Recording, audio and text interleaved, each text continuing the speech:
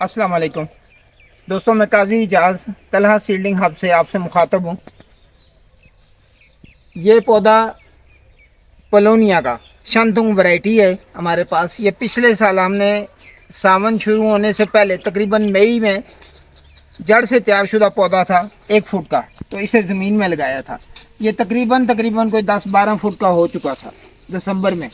तो फिर हमने इसको टेक्निकल काट दिया है। ये आप देखें, यहाँ नीचे से इसको बिल्कुल बराबर ज़मीन के काटा है, तो 3-4 इसकी स्प्राउट्स निकले हैं। जो हेल्दी स्प्राउट था वो मैंने छोड़ दिया है। तो आज 17 जून है। आप 17 जून को इसका कद देखें, ये 6 फुट यहाँ तक हो गया और तकरीबन 6 फुट ये ऊपर होगा, 12 फुट हो चुका है।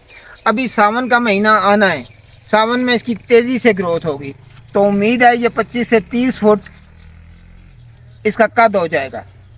तो पोलोनिया आप भी अपने खेतों में लगाएं, बेहतरीन उसकी लकड़ी तैयार होगी।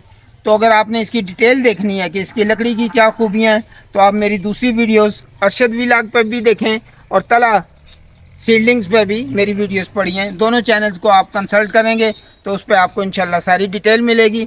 अगर फिर भी आपको कोई क्वेश्चन हो तो आप कमेंट्स में पूछ सकते हैं। बहुत शुक्रिया जी।